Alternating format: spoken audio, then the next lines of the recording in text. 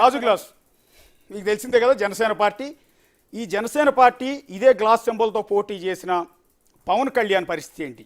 ఈ tea glass మెరుస్తుందా అనేది very interesting. ఈసారి పిఠాపురం అనేది చాలా ప్రెస్టీజియస్ గా మారిపోయింది. పిఠాపురం వైపు అందరూ చూస్తున్నారు అన్న విధంగానే లీడింగ్ కూడా ఇప్పటి వరకు నా కౌంటింగ్ బట్టి కూడా అలాగే కొనసాగుతోంది. సో ఈసారి గాజు గ్లాస్ ముందుకు వెళుతుంది అని ఆ జనసేన నాయకులు కావచ్చు, సేనలు కావచ్చు, అందరూ కూడా వెయిట్ చేస్తున్నారు ప్రస్తుతానికైతే. ఒక్కసారి పిఠాపురం వెళ్దాం. పిఠాపురం కౌంటింగ్కి సంబంధించి, ఎందుకంటే అందరి దృష్టి ఇప్పుడు పిఠాపురమే చాలా ఎక్కువగా ఉంది. ఎందుకంటే గత ఎన్నికల్లో 2 చోట్ల పోటీ చేశారు ఆయన, భీమవరం నుంచి గాజువాక నుంచి. 2 చోట్ల కూడా పవన్ కళ్యాణ్ ఓడిపోయారు. అంటే గాజు గ్లాసు ఆ 2 కాన్స్టిట్యున్సీలు ఇబ్బందుల్లో పడింది.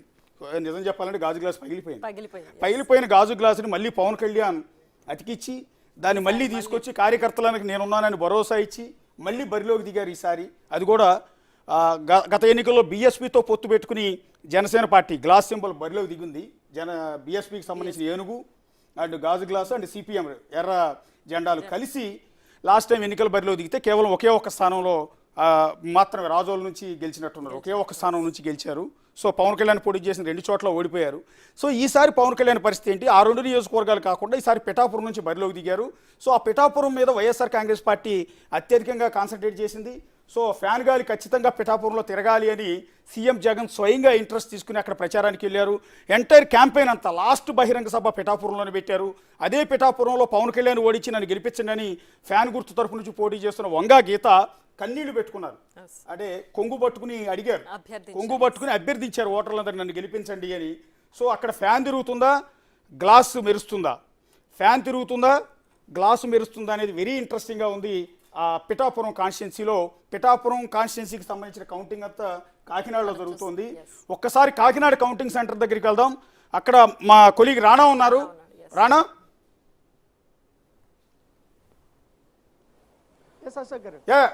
ఎట్లా మీరు అక్కడ ఉన్నారు? ఆ ఉత్సాహం, ఆ మూడు కనపడుతుందా? ఫ్యాన్ తిరుగుతుందా లేకపోతే టీ గ్లాస్ కనపడుతుందా? 8 గంటలకి ఎప్పుడైతే పోస్టల్ బ్యాలెట్ బయటకు తీసుకొచ్చారో 8:15 వరకు కూడా పెద్దగా పిఠాపురం సంబంధించిన పోస్టల్ బ్యాలెట్లు ఓపెన్ చేయలేదు. ఓపెన్ చేసిన తర్వాత దాదాపు 70 వరకు కూడా చెల్లని ఓట్లు వచ్చినటువంటి నేపథ్యం ఏర్పడుతుంది. సో ఆ ప్రక్రియ ఇంకా స్టార్ట్ అవుతుంది. ఇంకా పోస్టల్ బ్యాలెట్కి సంబంధించిన రిజల్ట్ అయితే రాలేదు, ఏది పిఠాపురానికి సంబంధించి. కానీ ఈవీఎంకి సంబంధించిన మొదటి రౌండ్లో పవన్ కళ్యాణ్ ఇప్పటి వరకు 4500 వరకు కూడా లీడింగ్లో ఉన్నట్టుగా మనకు స్పష్టమైనటువంటి సంకేతాలు కనపడుతున్నాయి. వారు అఫీషియల్గా కూడా మనకు చెప్పినటువంటి పరిస్థితి కనపడుతుంది. ఈ నేపథ్యంలో గ్లాసు గలగలతో పాటు మిలమిలమిల మెరిసిపోతుందని చెప్పుకోవచ్చు. ఎందుకంటే దాదాపు ఒక 5 నిమిషాలకు ముందు వైసీపీ నుంచి పోటీ చేసినటువంటి వంగా గీత కూడా ఇట్లా వెళ్ళిన తర్వాత ఆమె కూడా చాలా డల్గా కూడా కనపడ్డారు. ఇంకా పోస్టల్ బ్యాలెట్లో కూడా ఖచ్చితంగా కూడా కూటమికి అభ్యర్థులకి చాలా ఎక్కువ స్పష్టమైనటువంటి ఆధిక్యత కనపడుతుంది. పైగా ఈ కాకినాడ జిల్లాలో ఉన్నటువంటి 7 అసెంబ్లీ నియోజకవర్గాల్లో కూడా కూటమి అభ్యర్థులు ఎక్కువగా ఉన్నారు. ఒక్క నియోజకవర్గంలో తునిలో మాత్రమే వైసీపీ కాస్త ముందంజలో ఉన్నట్టుగా మనకు సమాచారం అవుతుంది.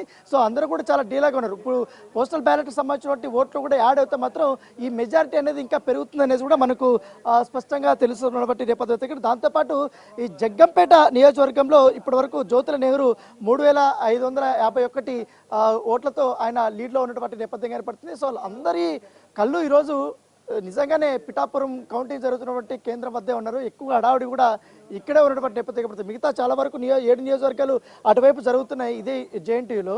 కాకపోతే ఎక్కువ హడావుడి మాత్రం ఇక్కడే కనపడుతుంది. ఎవరు వచ్చినా కూడా ఎక్కువ ఆధిక్యత మీదే వారు మాట్లాడుతున్నటువంటి నేపథ్యం ఏర్పడుతుంది. దాంతోపాటు ఈ కాకినాడకి సంబంధించిన ఎంపీ దీంట్లో కూడా తంగిళ్ళ శ్రీనివాస్, ఇప్పుడు ఉదయ్ శ్రీనివాస్ తను కూడా ముందంజలో ఉన్నట్టుగా మనకు సమాచారం అవుతుంది. సెకండ్ రౌండ్లో ఇప్పుడే తాజాగా వచ్చినటువంటి లేటెస్ట్ అప్డేట్ ప్రకారం సెకండ్ రౌండ్లో ఇప్పుడు జనసేన అధినేత పవన్ కళ్యాణ్ 8500 మెజారిటీలో ఉన్నట్టుగా మనకు తాజాగా చెప్పినటువంటి నేపథ్యం. దాంతోపాటు రాజమండ్రిలో ఆదిరెడ్డి వాసు ఆధిక్యంలో ఉన్నాడు. తర్వాత ఎలాగో గోరంట బుచ్చ చౌదరి మొదటి రౌండ్ కూడా ఆయన ఆధిక్యతను ప్రదర్శిస్తున్న నేపథ్యం కనపడుతుంది. ఇప్పుడైతే రెండో రౌండ్కి వచ్చి ఎంపీ కాకినాడ ఎంపీ దీనికి వచ్చి తంగిళ్ళ ఉదయ్ శ్రీనివాస్ 3400 లీడ్లో ఉన్నట్టుగా మనకు ఇక్కడ కనపడుతుంది. దాంతోపాటు జగ్గంపేట నుంచి టీడీపీ నుంచి జ్యోతుల నెహ్రూ వచ్చి ఆయన కూడా భారీ మెజారిటీతో లీడ్లో ఉన్నట్టుగా మనకు ఇక్కడ స్పష్టంగా కూడా కనపడుతుంది. అంటే ప్రతి ఒక్క రౌండ్కి మినిమం 2000 నుంచి 3000 ఆధిక్యత అనేది వాళ్ళు చాలా స్పష్టంగా కూడా ప్రదర్శిస్తున్నారు కూటమికి సంబంధించిన వారందరూ. సో మొదటి నుంచి కూడా కూటమికి సంబంధించినటువంటి 7 నియోజకవర్గాల్లో కూడా ఎక్కువగా ఈ అభ్యర్థులే వారు ముందంజలో ఉన్నారు. ముఖ్యంగా పోస్టల్ బ్యాలెట్ కొన్ని నియోజకవర్గాల్లో వచ్చాయి ఇప్పటి వరకు, జగంపేట కానీ తర్వాత ఇంకా పెద్దాపురం కానీ ఇవన్నీ కూడా వస్తున్నాయి. వాటిల్లో కూడా ఎక్కువగా కూటమికి సంబంధించినటువంటి అభ్యర్థులే ముందు కనపడుతున్నారు. అయితే వైసీపీకి సంబంధించిన అభ్యర్థులు మాత్రం ఇక్కడే కౌంటింగ్ సెంటర్ దగ్గర ఉన్నారు. కాకపోతే మనం పోస్టల్ని అలాగే ఫస్ట్ రౌండ్ సెకండ్ రౌండ్ని పెద్దగా పట్టించుకోవాల్సిన అవసరం లేదు. 6వ రౌండ్ నుంచి అసలైన మజా స్టార్ట్ అవుతుంది, ఫ్యాన్ గిరా గిరా తిరుగుతుంది అనేసి కూడా వాళ్ళు చెప్తున్నారు కౌంటింగ్ దగ్గర. ఎందుకంటే అటువైపు ఉన్నటువంటి ఆపోజిట్ పార్టీ కూటమికి సంబంధించిన వాళ్ళు, జనసేన పార్టీకి సంబంధించిన ఏజెంట్లు కూడా ఉన్నారు. వాళ్ళ ముందు ఇవన్నీ వారు చెప్తున్నప్పుడు చాలా ఆసక్తికరమైనటువంటి పరిణామాలు చెప్పుకోవచ్చు. వారి ఫేస్ ఫీలింగ్స్ చూస్తుంటే రాణా, ఇప్పుడు పిఠాపురానికి సంబంధించి ఇప్పటి వరకు పవన్ కళ్యాణ్ లీడ్లో ఉన్నారంటున్నారు. కాకినాడ ఎంపీ అభ్యర్థి కూడా జనసేన అభ్యర్థి లీడ్లో ఉన్నారని చెప్తున్నారు. ఇదంతా పోస్టల్ బ్యాలెట్ రిజల్టా, ఫస్ట్ రౌండ్ ఈవీఎం రిజల్టా? క్లారిటీ కావాలి. లేదు, ఇవంతా ఈవీఎంకి సంబంధించినటువంటి రిజల్ట్. పోస్టల్ బ్యాలెట్ ఇంకా కొంచెం ఆలస్యం అవుతుంది, ఇంకా కౌంటింగ్ జరుగుతూనే ఉంది. ఎందుకంటే చాలా ఆలస్యంగా కూడా దాంట్లో చెల్లని ఓట్లు కూడా ఎక్కువగా ఉన్న రామంలో మొత్తం అన్ని రౌండ్స్ కూడా చెక్ చేసుకున్న తర్వాత వాళ్ళు ప్రకటిస్తామని చెప్పారు. ఎస్ సార్, ప్రస్తుతం అక్కడ ఎవరు వచ్చారు? పవన్ కళ్యాణ్ కౌంటింగ్ కేంద్రానికి ఏమైనా హాజరయ్యారా? ఎందుకంటే ఎమ్మెల్యే అభ్యర్థి కాబట్టి ఆయన తరపున ఎవరైనా హాజరయ్యారా? లేదు, పవన్ కళ్యాణ్ తరపున వాళ్ళు ఏజెంట్లు కొంతమంది వచ్చారు. ఇక్కడ కాకినాడకు సంబంధించి పిఠాపురంలో చాలా కీలకంగా పనిచేసినటువంటి ఎవరైతే వైజాగ్ చెందినటువంటి సందీప్ కూడా వచ్చాడు. ఇక్కడ పంచకర్ల సందీప్, తనే మొత్తం తను చూస్తున్నాడు పిఠాపురంకి సంబంధించి. తను ఉదయం 6 గంటలకి వచ్చాడు. వచ్చిన తర్వాత మొత్తం అంతా కూడా వారు చెక్ చేసుకున్నారు. ఇక్కడ ఏర్పాట్లు కానీ ఎట్లా జరుగుతున్నది కూడా. తర్వాత 6:15కి వంగాగీత వచ్చారు. వచ్చిన తర్వాత వాళ్ళు కూడా చెక్ చేసుకుంటున్న నేపథ్యం కనపడుతుంది. ప్రస్తుతం మనకైతే లీడింగ్లో అయితే పవన్ కళ్యాణ్ కనపడుతుంది. మిగతా నియోజకవర్గాలకు సంబంధించినటువంటి అప్డేట్స్ కూడా వన్ బై మనకు వస్తున్నాయి. మొత్తం ఉమ్మడి జిల్లాలకు సంబంధించి ఇప్పటివరకు కాకినాడ రూరల్ మొదటి రౌండ్లో వచ్చి రూరల్లో పంతం నానాజీ వచ్చి 2000 ఓట్లతో ఆధిక్యంలో ఉన్నాడు. ఇదొక ఆసక్తికరమైన పరిణామం చెప్పుకోవచ్చు. ఎందుకంటే పంతం నానాజీ గత ఎన్నికల్లో కూడా ఓటమి చవి చూశారు. అప్పుడు ఆయనకి సెకండ్ ప్లేస్ దాకా వచ్చినట్టున్నట్టు గుర్తు. సో ఈ ఎలక్షన్స్లో ఆయన చాలా బాగా కష్టపడ్డాడు. ముఖ్యంగా టీడీపీకి సంబంధించిన నాయకుల్ని కలుపుకుని పోవడంలో కూడా ఆయన సక్సెస్ అయ్యాడన్నట్టుగా ఇక్కడ లోకల్స్ వాళ్ళు చెప్తున్నారు. ప్రస్తుతం లీడ్లో కనబడుతున్నట్టుగా మనకు సమాచారం అవుతుంది. రాణా, మీరు కొద్దిగా హోల్డ్లో ఉండండి. Yes, Pithapuram and Kakinada rural 2 చోట్ల కూడా జనసేన పార్టీ గ్లాసు గలగల వినపడుతోంది. ముందు నుంచి ఎక్స్పర్ట్స్ చెప్పినట్టుగా, ఎగ్జిట్ పోల్స్లో చెప్పినట్టుగా, ప్రీ పోల్స్ చెప్పినట్టుగా జనసేన పార్టీ చాలా వేగంగా దూసుకుపోతోంది. టీ గ్లాస్ అనేది దాని గలగల వినిపిస్తోంది. సో పిఠాపురం నుంచి పవన్ కళ్యాణ్ లీడింగ్లో ఉన్నారు, దూసుకుపోతూ ఉన్నారు. అక్కడ వంగాగీత వెనకంజిలో ఉన్నారు. అట్లాగే కాకినాడ రూరల్ నుంచి పంతం నానాజీ ఆయన లీడ్లో ఉన్నారు. అలాగే వైఎస్ఆర్ కాంగ్రెస్ అధికార పార్టీ నుంచి మాజీ మంత్రి కన్నబాబు ఆయన వెనుకంజలో ఉన్నారు. సో ఇది ఊహించని ఎదురు దెబ్బ, అంటే వీళ్ళు ఊహించిందే, వైసీపీ ఊహించని ఎదురు దెబ్బ. సో గ్లాసు గత ఎన్నికల్లో ఘోరంగా దెబ్బతిని పగిలిపోయిన గాజు గ్లాసు ఈసారి గలగలలతో ముందుకు దూసుకెళ్తోంది. అంటే ఎక్కడ పడిపోయామో అక్కడ లేస్తోంది.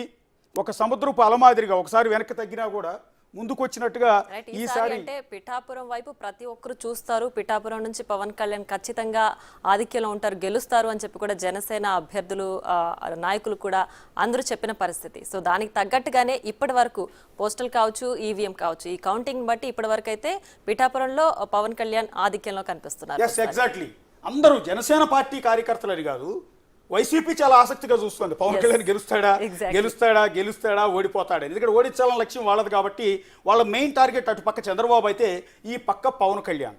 సో సీఎం జగన్ డైరెక్ట్గానే టార్గెట్ చేశారు. నీకు 3 పెళ్లాలని కారులు మార్చినట్టు మారుస్తావంటూ ప్రతి బహిరంగ సభలో పవన్ కళ్యాణ్ విమర్శిస్తూ వచ్చారు. ఈసారి గాజు గ్లాసు పగిలిపోతుందని చెప్పారు.